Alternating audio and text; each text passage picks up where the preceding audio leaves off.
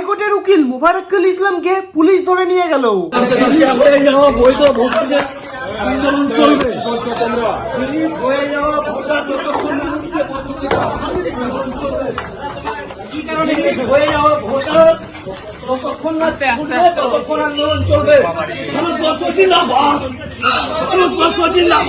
দেখলে তো বন্ধুরা, ওয়েস্ট বেঙ্গলের নাম্বার 1 উকিল, নামি দামি উকিল মোবারকুল ইসলামকে কিভাবে পুলিশ টেনে টেনে নিয়ে গেল। কিন্তু কেন, কারণটা শোনার আগে এই ভিডিওটাকে সবার প্রথমে দেখে নাও।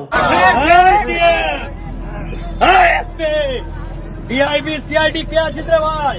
কয়া না না আইবি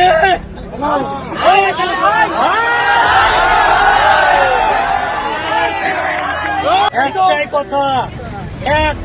কথা, এই আন্দোলনটা নিজের ছেলে মেয়েকে বাঁচানোর আন্দোলন। হাজিরা দিয়ে চলে গেলাম হবে না।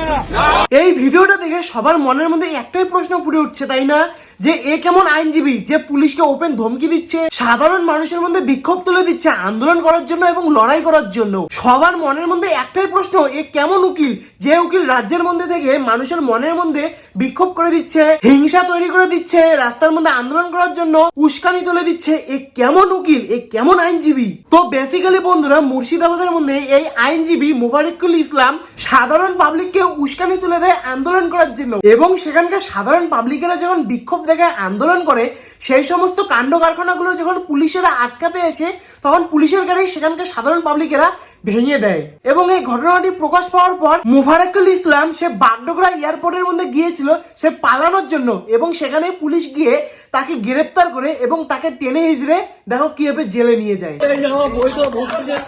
আন্দোলন চলবে, কতক্ষণ আন্দোলন চলবে? ভারতবর্ষ জিন্দাবাদ, ভারতবর্ষ জিন্দাবাদ।